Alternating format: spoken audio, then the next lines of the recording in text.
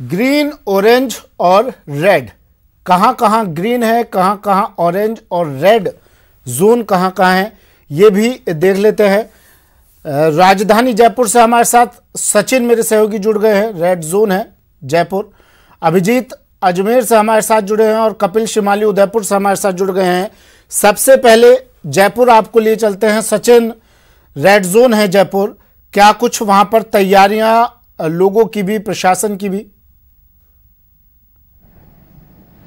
देखिए, सुबह से ही जो है गश्त यहाँ पे पुलिस के द्वारा की जा रही है। इसके अलावा फ्लैग मार्च अलग अलग बाजारों से निकाला जा रहा है जिससे कि कोई असमंजस की स्थिति ना रहे।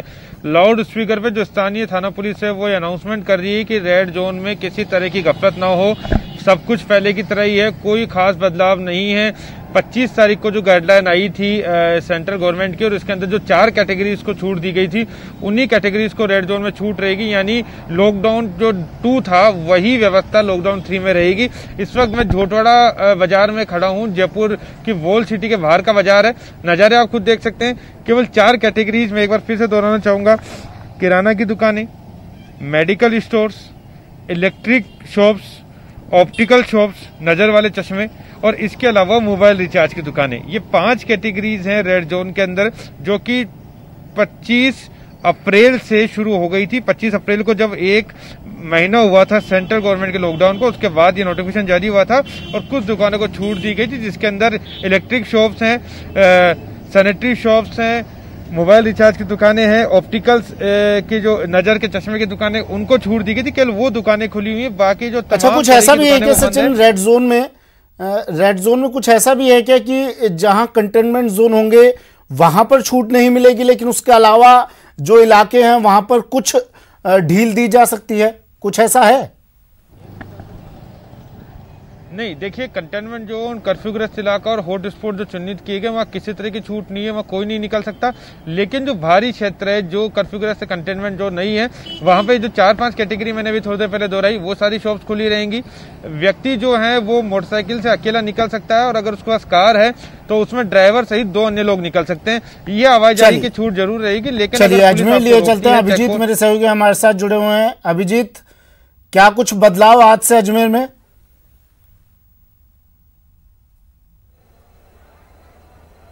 देखिए सुमित, अजमेर चूंकि रेड जोन में है, लिहाजा ज्यादा कुछ बदलाव तो इस लॉकडाउन 3 में अजमेर को नहीं मिल रहा है। लेकिन सबसे बड़ी राहत की खबर जो निकल के आई है इस लॉकडाउन 3 के पहले ही दिन, वो दरगाह में करीब 45 दिन से फंसे जायरीन हैं, जिनकी रवानगी आज से कुछ ही देर बाद रेलवे स्टेशन पर जो एक विशेष ट्रेन चलाई जा रही है उसके मार्फत होगी। आप देख सकते हैं इन तस्वीरों के जरिए अजमेर से कोलकाता के लिए ये ट्रेन जो है यहाँ पर लगा दी गई है। करीब 1186 जायरीन हैं जो इस ट्रेन के जरिए कोलकाता में जाएंगे और जो यहाँ पर 45 दिन से फंसे हुए थे, तमाम तरह के साधन बंद थे, लॉकडाउन में वो जहाँ थे वहीं अटके हुए थे। उसके बाद लगातार प्रयास किए जा रहे थे, चाहे वो जिला प्रशासन के लिहाज से हो, चाहे दरगाह कमेटी के लिहाज से हो, तमाम तरह के एफर्ट्स जो हैं वो किए जा रहे थे। और अब जाकर ये मौका आया है जब ये 1186 जायरीन जो हैं वो स्पेशल ट्रेन के जरिए कोलकाता के लिए रवाना होंगे। सबसे बड़ी बात यह है कि इन जायरीन से किराया है वो वसूला नहीं जा रहा है। इनके किराए की जो कीमत है वो दरगाह कमेटी की ओर से जो है यहाँ पर बेरक की जा रही है। हमारे साथ दरगाह कमेटी के असिस्टेंट नाजिम मोहम्मद आदिल मौजूद है। आदिल, किस तरह की व्यवस्थाएं की गई हैं? बहुत मुश्किलों के बाद जायरीन जा रहे हैं।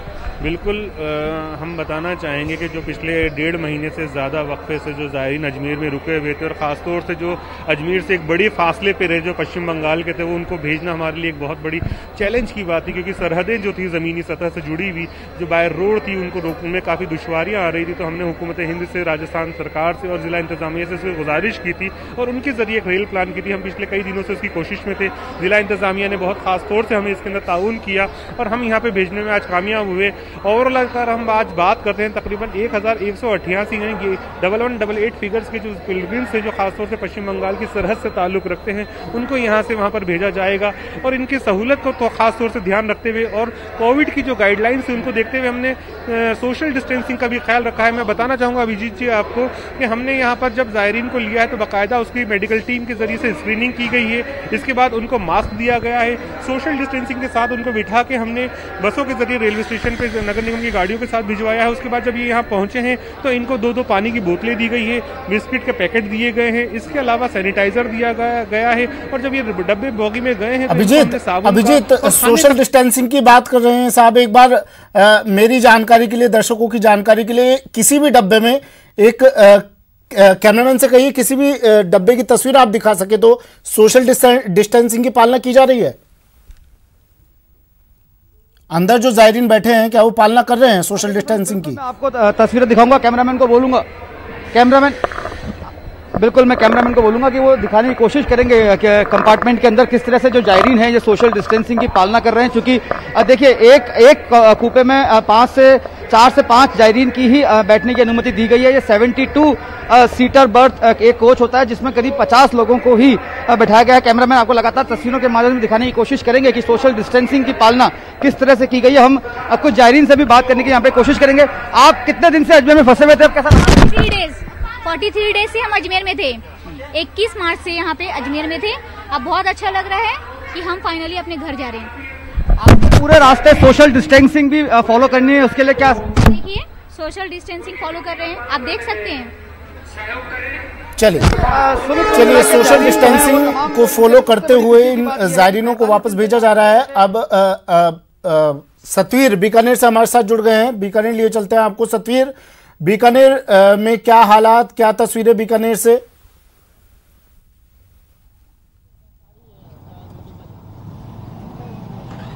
बिल्कुल, अगर बीकानेर की बात कर ले तो बीकानेर में जैसे कि लॉकडाउन 3 के बाद में जो छूट यहाँ पर दी गई थी उसके बाद में हर जगह थोड़ी सी लापरवाही यहाँ पर जरूर देखने को मिली है। लोग सोशल डिस्टेंसिंग जो है वो नहीं अपना रहे थे और खासी जो भीड़ है वो भी मार्केट में देखने को मिले, क्योंकि आवाजाही का जो दौर है वो भी लगातार शुरू हो चुका है। ऐसे में ये जरूरी है क्योंकि ये जो छूट दी गई है ये केवल अपनी जो जरूरी आवश्यक जो चीजें हैं उनको रखने के लिए दी गई है, ना कि कोई लापरवाही करने के लिए। मैं कैमरा पर्सन धीरज जोशी से कहूँगा एक बार पहले तस्वीरें दिखा दें, क्योंकि देख सकते हैं कि आप दुकानें जो है वो खुल चुकी है और लोग यहाँ पर जो सामान लेने के लिए आ रहे हैं। क्योंकि जिस तरीके से अगर बीकानेर की बात करें तो ऑरेंज में बीकानेर है और पूरी तरीके से जिला प्रशासन और चिकित्सा विभाग डटा हुआ है और आप देखते हैं कि वाहनों की जो आवाजाही है वो लगातार शुरू हो चुकी है। ये जो सड़क है ये सूनी रहा करती थी अभी, लेकिन अब लगातार जैसी छूट यहाँ पर दी है उसके बाद में वाहन लगातार यहाँ पर चल रहे हैं। और अगर दूसरी तरफ मैं बात कर लूँ जस्टिसर गेट और या इसके अलावा बाकी जगहों की, तो वहां पर थोड़ी सी सोशल डिस्टेंसिंग लोग नहीं रख रहे हैं और जहां पर बैंकों के बाहर भी अगर लोग खड़े हैं तो वहां पर भी बड़ी संख्या में जो आसपास में जो सोशल डिस्टेंसिंग है उसकी पालना यहाँ पर नहीं हो रही है। दरअसल बीकानेर की अगर बात करें तो बीकानेर में जो कल देर रात में एक महिला मरीज है वो पॉजिटिव आ चुकी है। ये पीबीएम अस्पताल में भर्ती जो नागौर की एक महिला थी जिसकी मौत हो चुकी थी उसके ये टच में आने की बात कही जा रही है, जिसके बाद में देर रात ही चिकित्सा विभाग और जिला प्रशासन में हड़कंप मच गया और तुरंत ही उस महिला के जो महिला है वो जिसके संपर्क में आई उन लोगों को भी क्वारंटाइन यहाँ पर कर लिया गया। ऑरेंज जोन में बीकानेर है और वहां पर कुछ जगहों पर सोशल डिस्टेंसिंग की पालना नहीं की जा रही है। कपिल भी मेरे सहयोगी हमारे साथ उदयपुर से जुड़े हुए हैं। देखिए मेरा मानना यह है कि रेड जोन से ज़्यादा ऑरेंज और ग्रीन जोन में ज़्यादा चुनौती है प्रशासन के लिए कपिल, क्योंकि यहाँ पर लोग थोड़ा अब आरामदायक मोड में आ जाएंगे कि ठीक है ग्रीन जोन है ऑरेंज जोन है तो अब घर से निकल सकते हैं हम लोग और काम अपने कर सकते हैं तमाम। क्या कुछ उदयपुर से तस्वीरें कपिल? किस जोन में उदयपुर कपिल ये बताइए पहले। उदयपुर ऑरेंज जोन और रेड जोन के बिल्कुल बॉर्डर पर खड़ा हुआ है और उदयपुर जिला कलेक्टर द्वारा जो नियम कायदे बनाए गए हैं वो काफी हद तक रेड जोन को ध्यान में रखते हुए बनाए गए हैं। यहाँ पर लोगों की आवाजाही जरूर खोली गई है। आप देखिए मैं तस्वीरें दिखाऊंगा, सुबह से लोगों की भीड़ है क्योंकि अब लोगों को घरों से बाहर निकलने की मनाही नहीं है। सुबह 7 से शाम को 7 बजे तक लोग अपने आवश्यक कार्यों से घर से बाहर निकल सकते हैं। हालांकि वाहनों के आवाजाही के लिए जरूर नियम कायदे बनाए गए हैं। 4 व्हीलर पर सिर्फ एक के साथ 2 सवारी होगी और 2 व्हीलर पर 1 सवारी होगी। तो इन्हीं नियमों को ध्यान में रखते हुए लोग अपने घरों से बाहर निकल रहे हैं। आवाजाही पिछले 1.5 महीने के मुकाबले आज बहुत ज्यादा देखी जा रही है। तो ये मार्केट भी काफी हद तक खुला है जिन्हें पुलिसकर्मी बंद कराने की कोशिश कर रहे हैं। जिला कलेक्टर की ओर से आदेश दिए गए हैं कि सिर्फ और सिर्फ वही दुकानें खुलेगी जो कि अब तक खुलती आई है आवश्यक सामग्रियों की। इसके अलावा किसी और दुकान को खोलने की स्वीकृति नहीं दी है। शराब व्यवसायियों के सामने एक बड़ी चुनौती, उन्हें पुराने स्टॉक को नए रजिस्ट्रेशन में कन्वर्ट कराना है। तो ऐसे में अभी शराब दुकानें नहीं खुल पाई है। आबकारी विभाग के ऑफिस में शराब व्यवसायियों की भीड़ लगी हुई है, जो कि ये कोशिश कर रहे हैं कि अपने नए रजिस्ट्रेशन में पुराने स्टॉक को ट्रांसफर करा सकें और उसके बाद में अपनी दुकानों को खोलें। उदयपुर के शुक्रिया कपिल तमाम जानकारी के लिए, तस्वीरें दिखाने के लिए। सचिन, अभिजीत, सतीर, आपका भी शुक्रिया तमाम जानकारी के लिए।